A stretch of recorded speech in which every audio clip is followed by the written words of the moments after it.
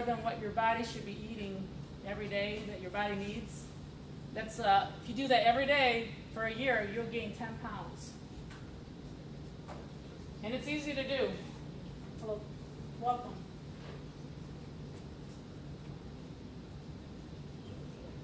So who thinks they know how many jelly beans you think will be 100 calories? Do you think it'll be a big amount or a little amount? Small amount? Probably like 2. That's all it takes. That's 100 calories right there. And you could probably do that real easy. Yep. 10 jelly beans is all it takes. It's 100 extra calories. So these are examples of things that, you don't have to go to the gym and run a marathon. Even going dancing. I know people that dance a lot every weekend and they burn off calories. Riding your bike, hiking, lightweight lifting. And that's really important for women. Even should be weightlifting because to prevent osteoporosis. That's something that's very common in women. And when you're in your 20s, you can prevent osteoporosis because your body's still developing and still absorbing calcium really well. So it's really important for women especially to avoid osteoporosis to work out because the muscles work along with the bones. They hold the bone together and keep it strong. Yes? Is it true that it doesn't matter how much you eat as long as you exercise to burn those calories, you should be fine? Or does your body actually perform, is it healthier to have a smaller portion when you're exercising? Because a lot of people actually try and eat a lot more when they're working out and things like that. Is it actually good for you? Well, that depends because let's say you're a runner and you have a big marathon, then you need to eat a lot of carbohydrates. You can actually load up on carbohydrates. But in general, for an athlete, it's actually better if you eat small portions throughout the day because it keeps your blood sugar steady, and then you're going to perform better too. So it's really more eating the right kind of foods in small portions, and then exercising as well. Eating things like carbohydrates, like brown rice, whole wheat pasta, oatmeal, the good carbs. And that's going to help your muscle to be fueled better versus having a big meal and then overloading your body with too much carbohydrate and sugar and things like that. Yeah. That's a good question though. A lot of athletes ask that.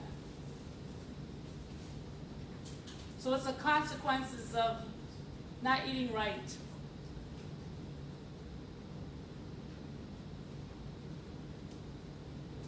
Probably if you don't eat right, thanks. Thank you for your questions. If you're not eating right, of course, you're not going to do well in school. And you should make certain that you eat certain food groups, fruits, vegetables, whole grains, dairy products in good combination, protein. And there's recommendations for fruits and vegetables. And choosing the right kinds every day, making your plate colorful. And I brought the plates, and you can see some of the information I have on the table. Focusing on fruits, eating 2 cups of fruits per day, selecting fresh over frozen, rather than drinking fruit juice. Fruit juices a lot of times can be full of sugar.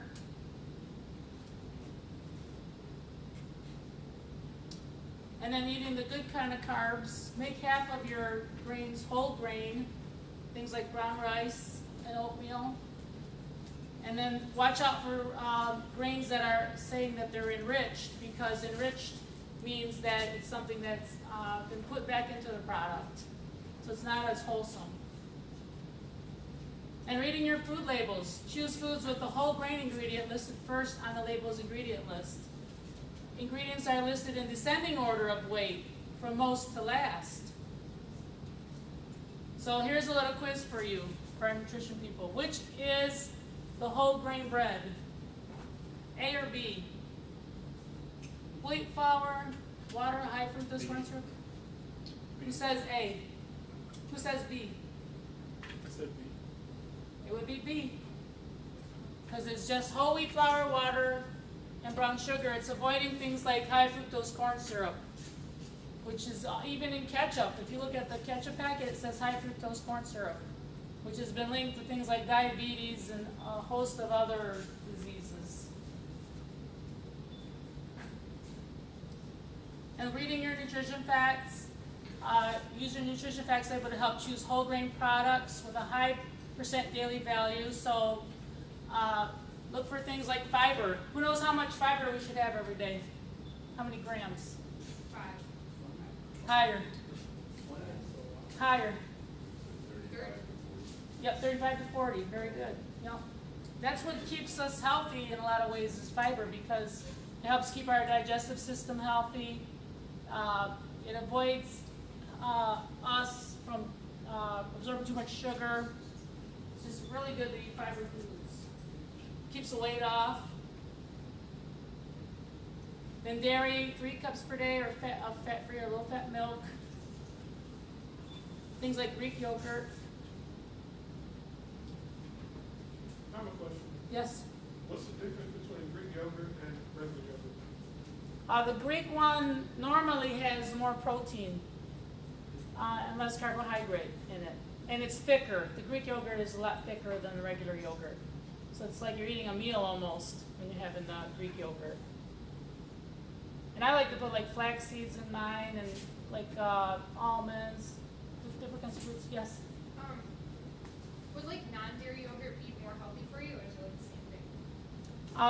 Well, you mean like soy yogurt, things Yeah. like that? I think probably the more healthy thing would be the Greek yogurt than the non-dairy one, because they've even linked like dairy products to like weight loss and better immune system. So it's got a little bit more nutrition in it. Yes. Before you said that you should eat fresh over frozen Yes. fruits, is there a specific reason for that? Like when you're going to the grocery store, sometimes they have like frozen spinach. The thing is, it's a little bit more processed because they have to take it and pasteurize it. Or they have to. Sometimes it's processed for too long, it loses some of the vitamins. So if you have fresh spinach, at least you know that it hasn't been overly processed. Or if you get it from your garden, you know, fresh stuff, you know that it hasn't been processed or it hasn't come home from overseas someplace. It's something local. That's why they say a lot of times eat more in Michigan. Go to the fresh fruit markets and get things from there because they're local and they haven't been like transported from overseas or something, losing vitamins in the process. So frozen would be like the next best, and then would be canned would be the next one. You could get canned, but they're not as tasty. And canned foods a lot of times are sometimes those are pasteurized and processed too. So would the same thing happen if, for instance, I went and got fresh blueberries and then froze them to make a smoothie later? That would be okay. That would be okay? Yeah, that would be okay. But I mean, like, getting them frozen already at the supermarket is better to get them fresh, like, you know, if you get them locally and then freeze them, that would be okay. Yeah. Yeah, good question. So you got like dairy products up there. Isn't milk actually bad for you? There's a controversial thing with milk. A lot of people don't like cow's milk because they say they've got hormones and things from the cows that are, you know, they get antibiotics and things like that. So it's very controversial. You can get organic milk if you want to avoid that. The organic milk, they don't let the cows have any antibiotics or any kind of hormones. But then if you want to go a step further, because nutrition can be a little difficult, some people believe that we shouldn't drink cow's milk at all. No. Because they say cow's milk should be for cows and babies, you know, the baby shouldn't be even given cow's milk. So it's a very controversial subject, and they're still doing more studies with that. But if you want to get calcium, you can get calcium from broccoli and fresh vegetables if you feel like, you know, you don't think that you would like cow's milk. There are other options. Yes? My mom drinks like Yeah, that's another alternative too. You can have almond milk, rice milk, soy milk. There are other alternatives now to that too. But they're not sure, you know, who knows what, there could be a political reason why they want you to keep drinking cow's milk, because then all the farmers are gonna be out of business too, so we're not sure. But, you know, according to the guidelines, they say, you know, having an 8-ounce glass of like low-fat milk is okay for the most part. And even some cheese, you know, cheese can be good, but just don't overdo it, you know, just watch your portions. And there's acceptable oils like canola, corn, cottonseed, olive oil, safflower, soybean, sunflower. And a lot of healthy oils you can find in things like nuts too. Walnuts and almonds are a good source of omega-3s, which are good for heart health. Olives are part of the Mediterranean diet, very popular food in the Mediterranean. They grow olive trees there. Avocados have good fats too. They have monounsaturated fats. And fish have good oils. Things like salmon are a good source of healthy oils. Foods that are mainly oils, such as mayonnaise, certain salad dressings, and soft margarines, tub or squeeze with no trans fats. You can have some of these, but try to look for things that don't have trans fats. The other thing I was going to say is that sometimes even a salad, that if you put too much dressing on a salad, that could have more calories than, let's say, a cheeseburger or a hamburger. So if you drench your salad in dressing, yeah, you actually could be eating more calories than, because a lot of the dressings, they have sugar in them too, and a lot of calories. So if you're going to have a salad, you just want to drizzle the dressing on top of your salad, so it's not like, you know, overdone. You're not doing yourself any favors. A lot of foods now, they have no trans fats. So they're trying to, I mean, food companies are trying to improve a little bit on our diet. But you can, even if it says no trans fat, be careful, don't overdo it. Because then you can make it worse. Because it doesn't, even though it says no trans fats, if you're having too much, you can actually be eating trans fats in the process. I have a question. Yes. What is your opinion on like lean cuisines or things like that, like microwavable lunches that like a lot of people eat, especially in like professional world, so they don't have time to cook? That's a really good question. Now I know a lot of people eat things like the lean cuisines and these little meals. And yes, they do have less calories a lot of times. But if you read the back of these labels of these kinds of foods, they do have a lot of artificial ingredients in them. You find like monosodium glutamate, triglycerides, monodiglycerides. So it's not actually the healthiest thing to eat. But other than that, to add to that, a lot of times they're not very satisfying. So if you're eating a lean cuisine, you're still hungry after. So maybe occasionally having one, but I think that people eating them constantly, if you see people in the lunch room or wherever eating lean cuisines every day, that's not that healthy, because they're not very satisfying, and then they actually do have a lot of sodium and things like that in them, a lot of artificial ingredients. Just read those food labels. Now, the fun thing about eating a healthy diet is you can have some discretionary calories. You can have a little bit of chocolate. You can have a little dessert, because it makes the diet more interesting. So what are some desserts you think you could eat that would be healthy? Dark chocolate. Yep, very good. Yeah, you can actually have a small amount of dark chocolate, and it's even been shown that dark chocolate can be good for heart health and cholesterol. But it's got to be 60% cocoa or higher. So dark chocolate is a good one. Yes? Get the regular Skittles that have real fruit in them, though. Yeah, like strawberry covered. I mean, chocolate covered strawberry. Yeah, dark chocolate covered strawberries. That's a good one too. That's a good dessert. Yeah, because you don't want your diet to be so boring that you feel guilty about everything that you eat. So I mean, you can have some It's got to be balanced. You can have some dessert, but just being very careful, just eating in moderation. Those calories are the extras that can be used on luxuries like solid fats, added sugars, and alcohol, or more food from any food group. They are called discretionary calories. So if you're eating a balanced diet, there is room for discretionary calories.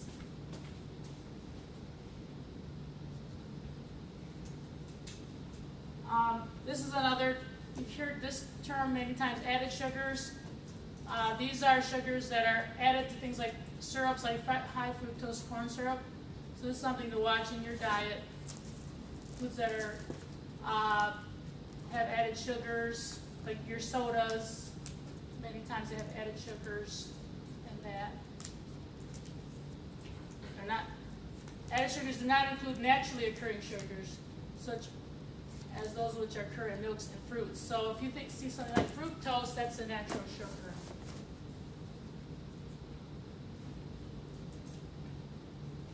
These are examples of alcoholic beverages. Those that choose to drink alcoholic beverages should do sensibly. Women can have 1 drink and men can have 2 drinks, but very small amount. But even beer can be healthy, believe it or not. Beer does have some health benefits to it. It helps with digestion, and it's made from hops. So that's a natural barley. But I'm not telling people to go and drink, too much and get drunk or anything. Like any type of beer? Just got hops. Oh. Beer made from hops, usually. They malted hops. Yeah. Yeah, they have it. What would you say is the best type of like alcohol? Is it like wine or beer? Well, red wine would be good, and then just a small amount of like a 12-ounce beer, like a lager, would be okay. As long as you're of age.